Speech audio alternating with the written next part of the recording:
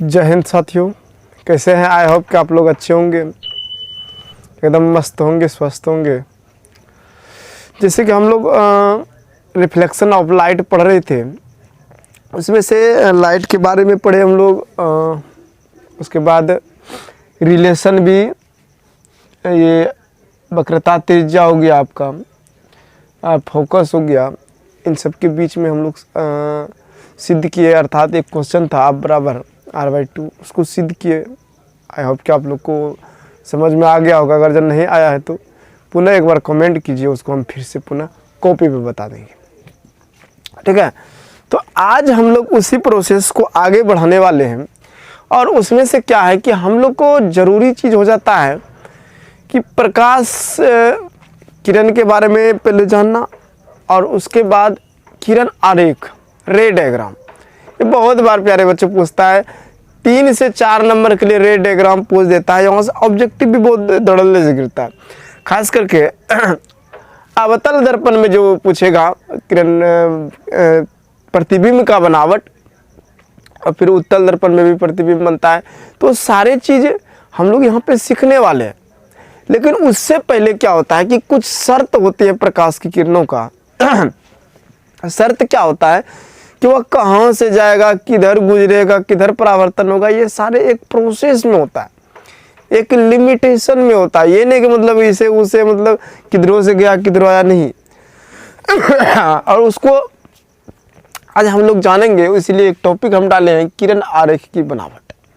ठीक है, तो सबसे पहले ये छोटा सा टॉपिक है, एक नोट के रूप में हम लिखे हैं, इसको जरा याद कर लीजिएगा जरूर। ये जरूरी है क्योंकि हम लोग जब तक इसको नहीं समझेंगे प्यारे बच्चों तो ये होगा नहीं।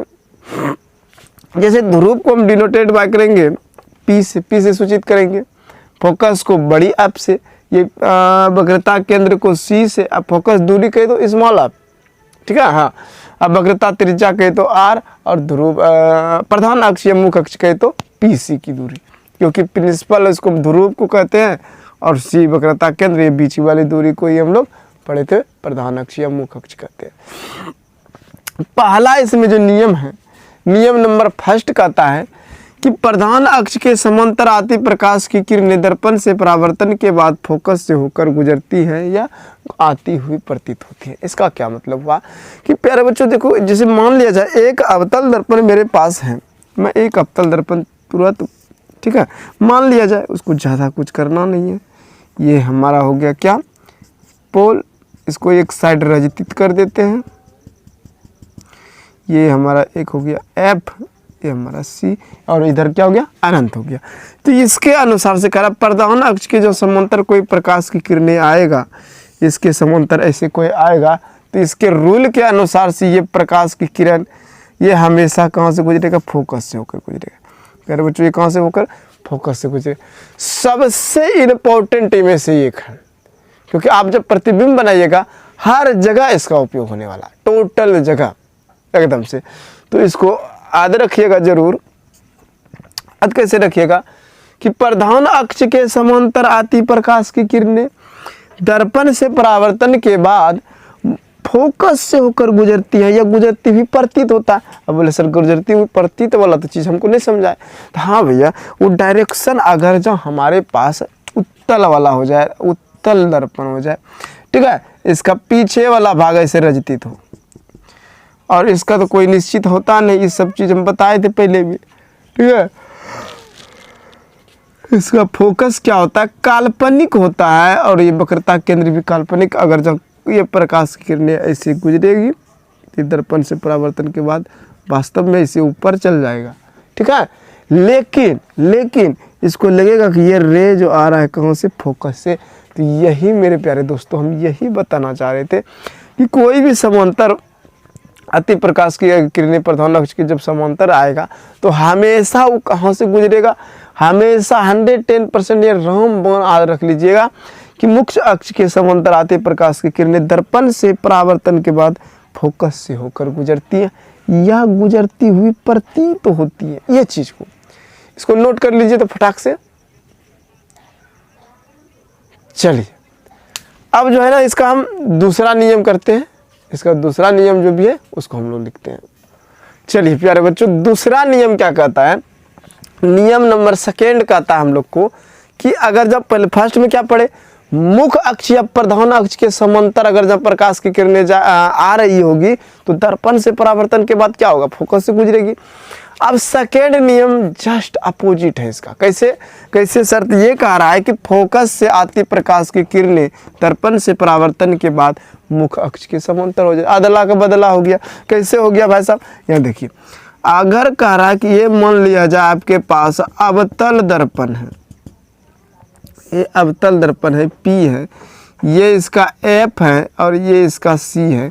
कह रहा है कि यहाँ से अगर जब प्रकाश की किरणें गुजरेगा, फोकस से गुजरेगा, तो ये नियम के अनुसार से ये परावर्तन के बाद क्या हो जाएगा, ये मुख्य अक्ष के सीधे मुख्य अक्ष के ये समांतर प्रकाश की किरणें जाएगा या हो जाएगी।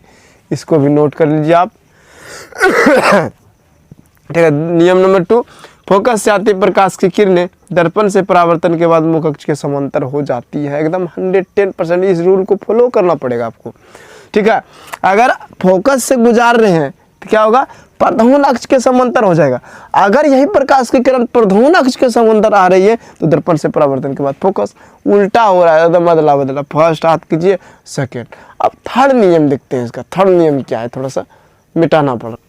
चलिए, तीसरा नियम क्या कहता है, कह रहा है कि अगर जहाँ ये ध्रुव पर P पर कोई प्रकाश की किरण पड़ रहा है तो जितना डिग्री का कोण बनाकर ये आएगा ना, उतना ही डिग्री का कोण बनाकर पुनः ये वापस चल जाता है, ये पुनः वापस चल जाएगा। ये नियम के अनुसार से करा है, ध्रुव पर पड़ने वाली प्रकाश की किरणें जितना डिग्री का कोण बनाकर आती है उतना ही डिग्री का कोण बनाकर वापस चली जाती है। कैसे, मान लिया जाए एक अवतल दर्पण है, मानना क्या है ये, तो यहाँ से कह रहा है कि अगर जो आपका किरण ये ध्रुव पर पड़ रही है आकर के, ये ध्रुव पर मान लिया जाए ऐसे पड़ रहा है, तो ये जो जब मान लिया जाए 45 डिग्री का कोण बनाया तो ये भी जो जाएगा 45 डिग्री का ही कोण बनाकर पुनः वापस चल जाएगा। ये है नियम। हम लोग ये नियम का इस्तेमाल कब करेंगे, जब मेरे प्यारे बच्चों हम लोग स्टार्ट करेंगे प्रतिबिंब का बनना। कल से तो स्टार्ट हो जाएगा प्रतिबिंब का बनना। जैसे हम स्टार्ट करेंगे तब हम लोग को इसको ज़्यादा ज़रूरत पड़ेगा। इसीलिए इसको याद रखिएगा कि अगर जब कोई प्रकाश की किरण आकर ध्रुव पे पड़ रहा है तो जितना डिग्री का कोण बनाकर इसके अभिलंब के साथ आएगा, ये अभिलंब के साथ प्रधान अक्ष के साथ जितना डिग्री का कोण बना के आ रहा है उतनी ही डिग्री का कोण बनाकर ये पुनः वापस चली जाती है। ये नियम 3 है।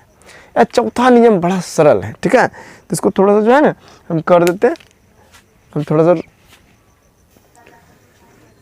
चौथा नियम जो प्यारे बच्चों है बिल्कुल आसान और सरल नियम है। यहाँ देखिए कैसे सरल और आसान नियम है।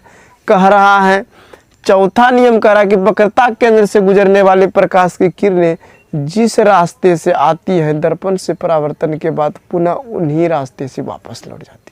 देखिए यहाँ पे क्या करा, वक्रता केंद्र से गुजरने वाले प्रकाश की किरणें जिस रास्ते से आती है दर्पण से परावर्तन के बाद पुनः उसी रास्ते से लौट जाती है। ये नियम आरेख का 4 हो गया। किरणों की जो आरेख बनेगा इसका चौथा नियम और लास्ट नियम है प्यारे बच्चों। कह रहा है कि अगर जो आप वक्रता केंद्र से कोई भी प्रकाश की किरण वक्रता केंद्र से आ रही है, यहाँ से आ रही है, मान लिया जाए ये वक्रता केंद्र से, तो जिस डायरेक्शन में जा रहा है ना उसी डायरेक्शन में वापस लौट जाता है। एक बात प्यारे बच्चों हमेशा याद रखिएगा कि मान लिया जाए कोई सर्कल है, उसका एक केंद्र है और इस पर जैसे ही प्रकाश के केंद्र से खींचा गया प्रकाश जितना भी लंब डलाएगा ये सब मेरे प्यारे बच्चों 90 डिग्री का काम करता है। ये 90 डिग्री का काम करता है। इसीलिए केंद्र से खींचा गया लंब जो होता है 90 डिग्री का होता है। इसी कारण से ये ऐसे आता है सी से, फिर एकदम से जो है कट करके चल जाता है सेम टू सेम दर्पण से परावर्तन। तो ये था हम लोग का किरण आरेख किरण आरेख था। और अब जो हम लोग पढ़ेंगे, अब हम लोग पढ़ेंगे नेक्स्ट वीडियो में प्रतिबिंब का बनना। पहले अवतल पढ़ेंगे फिर उत्तल में पढ़ेंगे।